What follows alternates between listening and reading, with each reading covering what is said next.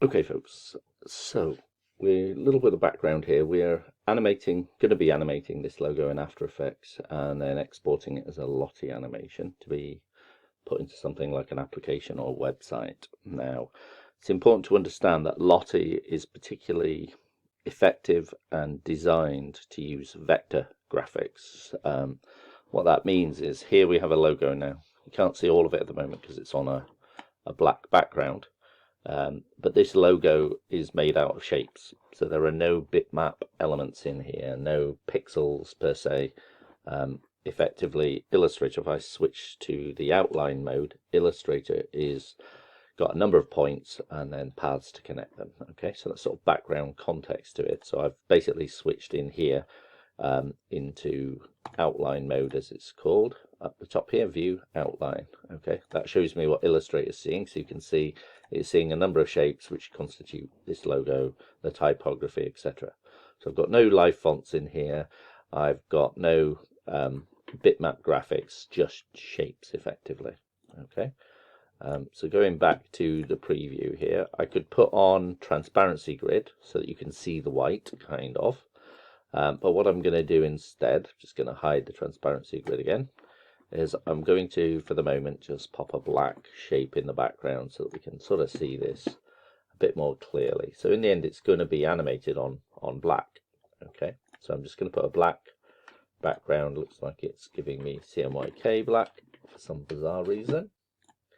So I will just change to RGB. You can see all of these aren't quite, this isn't quite black. So I'll hit the RGB black button here and I get 000. So I've got proper black there. And then I want to take that object and move it to the back. Okay. And then normally what I'd do is lock it, but for the moment it's just a placeholder to help me see the object. So this is what we're going to be recreating.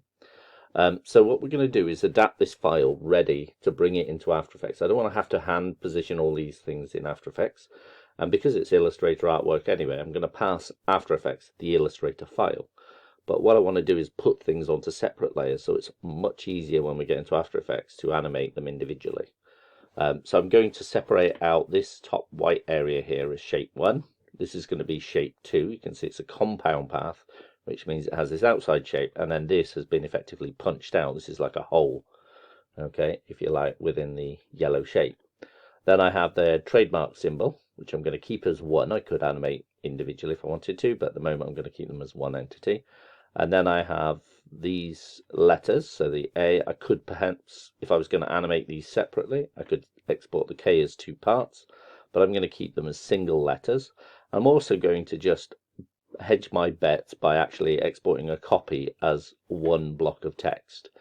And the same with the Performance Air strapline here below the brand name. I'm just going to make this one block. I'm not going to bother doing character-based animation. I'm probably just going to do a wipe or a simple fade. Okay, so what we've got to do is split these up, put them into a layer. Now, often when you're making stuff in Illustrator, I'm kind of an obsessive grouper of assets to keep things grouped. So you can see the whole logo is grouped. Then if I double click, you can see up here we've moved into the layer group. You'll see that the top half is grouped. Double click again, that's actually still grouped. So sometimes you end up several layers deep and keep clicking to get down to individual shapes. So the first thing I'm going to do is just change the canvas size, make sure I've got the logo scaled appropriately, because I'm going to be animating as if it were for video or something like that. So I'm going to resize the canvas, resize my graphics, and then we'll get about breaking this apart and splitting it into layers. Okay, so that's the basic setup. I'm just going to cut the video there and we'll move on to the second video in which we're going to do all that.